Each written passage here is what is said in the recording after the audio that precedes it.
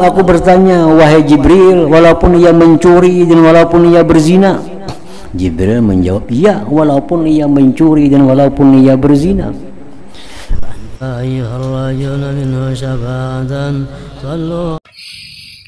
Abu Dzar radhiyallahu an berkata, Rasulullah sallallahu alaihi wasallam bersabda, Arada li Jibril fi jami'i bil harri faqal bashir ummatak annahu man mata la yushrika billahi syai'an yudkhalal jannah. Faqultu ya Jibril wa in syaraka wa in zana? Qala na'am wa in syaraka wa in zana. Qultu wa in syaraka wa in zana? Qala wa in syaraka wa in zana. Qultu wa in syaraka wa in zana? Qala wa in syaraka wa in zana wa in syaribal khamar.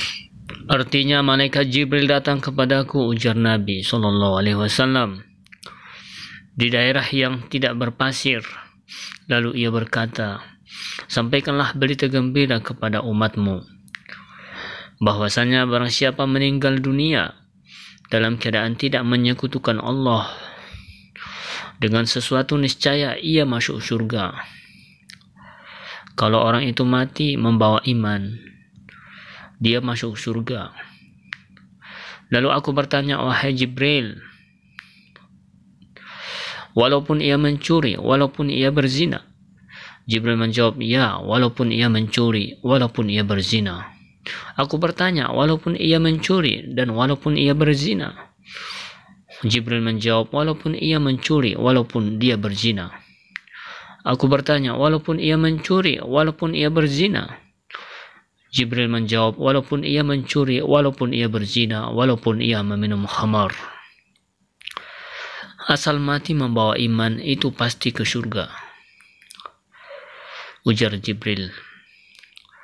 Cuman tidak dipadahkan Jibril apakah singgah di neraka atau tidak. Yang penting ia masuk surga asal ia membawa iman. Walaupun ia berzina, mencuri, macam-macam, asal membawa iman, tapi ia ke surga akhirnya itu. Abu Darda radhiyallahu an berkata, Rasulullah SAW membaca ayat, waliman khafa maqama rabbih jannatan. Dan bagi orang yang takut saat menghadap Tuhannya ada dua surga. Lalu saya bertanya, ujar Abu Darda, walaupun ia mencuri, walaupun ia berzina, ya Rasulullah? Maka beliau sallallahu alaihi wasallam membaca, waliman khafa maqama rabbih jannatan. Artinya, dan bagi orang-orang yang takut akan saat menghadap kepada Tuhannya ada dua surga. Orang mati dalam keadaan dia takut kepada Allah Subhanahu wa ta'ala, maka dia mendapatkan dua surga. Walaupun dia mencuri, walaupun dia berzina. Lalu saya bertanya lagi, ujar Abu Darda, walaupun ia mencuri, walaupun ia berzina? Maka Rasulullah SAW bersabda, waliman khafa maqama rabbih jannatan.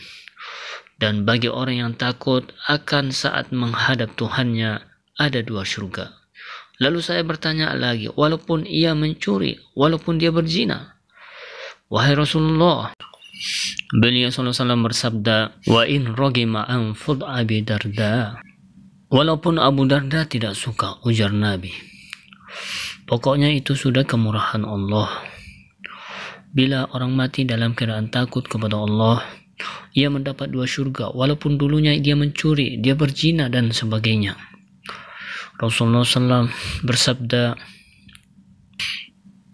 "Idza kana ila yaumil qiyamah dufi'a ila kulli mu'min rajulun min ahli al-millah faqila lahu hadha fida'uka minan nar." Artinya, apabila hari kiamat telah terjadi, maka diserahkan kepada setiap orang mukmin seorang laki-laki dari pemeluk agama-agama. Lalu dikatakan kepadanya, ini adalah tebusanmu dari neraka.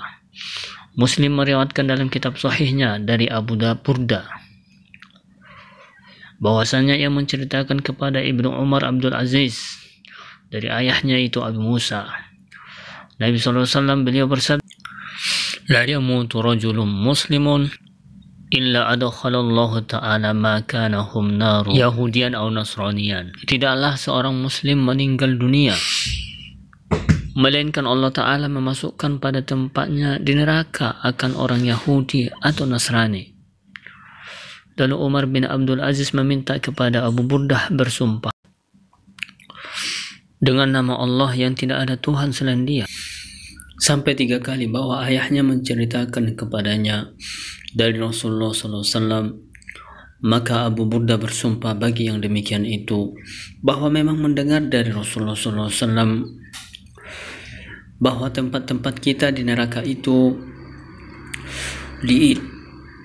diisi oleh orang-orang kafir kepada Allah.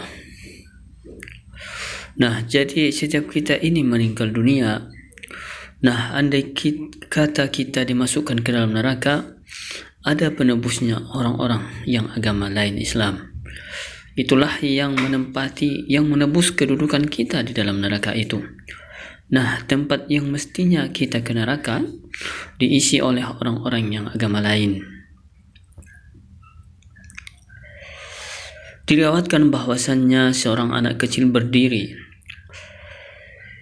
pada sebagian peperangan yang diserukan atasnya mengenai orang yang menambahnya, maksud menambah harganya, pada suatu hari pada musim panas yang sangat panasnya. Nabi kita berperang dengan orang kafir. Nah, peperangan itu dimenangkan oleh muslimin. Orang kafir yang tidak muslim itu jadi tawanan. Jadi tawanan, di antara tawanan itu ada seorang perempuan yang mempunyai anak kecil, balita. Jadi anak balita ini terkapar di padang pasir. Di padang pasir yang sangat panas itu, maka seorang wanita di dalam tenda suatu kaum melihat kepadanya anak laki-laki tadi.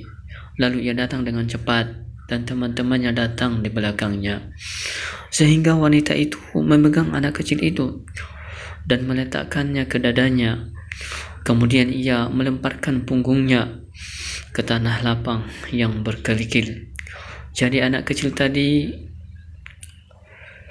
ada seorang perempuan mamanya, anaknya haus, terkapar, dengan cepat berlari mendatangi anak itu, diambil di padang pasir anaknya dan duduk di tempat yang panas itu untuk melindungi anaknya tadi. Dan dia berkata, anakku, anakku, ini anakku. Maka manusia menangis dan meninggalkan sesuatu yang melekat padanya. Menangis melihat itu. Maka Rasulullah SAW berdiri kepada mereka. Lalu mereka mengabarkan kepada beliau, wahai Nabi, anak kecil terkapar di padang pasir yang sangat panas. Datang mamanya mengambilnya. Lalu mamanya menggendongnya. Maka beliau, Nabi kita, bergembira dengan kasih sayang mereka. Kemudian beliau menyampaikan kabar gembira kepada mereka. Beliau sallallahu alaihi wasallam bersabda, "A'jibtum min rahmati hadib libniha." Artinya, apakah kalian kagum dari kasih sayang wanita ini terhadap anaknya? Mereka menjawab, "Ya Rasulullah." Sallallahu alaihi wasallam bersabda,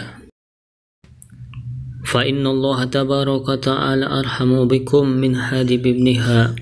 Artinya, sesungguhnya Allah tabaraka wa ta'ala lebih sayang kepada kalian semuanya daripada wanita ini kepada anaknya. Jadi seorang wanita itu tidak akan membiarkan anaknya terkapar di padang pasir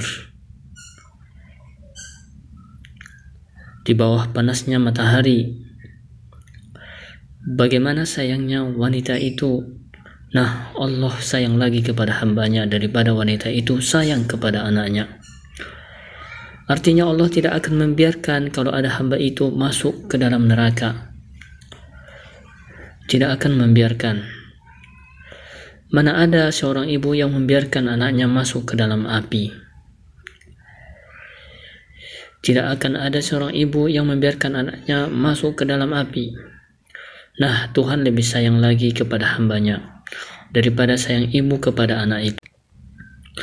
Maka orang-orang muslim berpisah dalam keadaan seutama-utamanya kesenangan.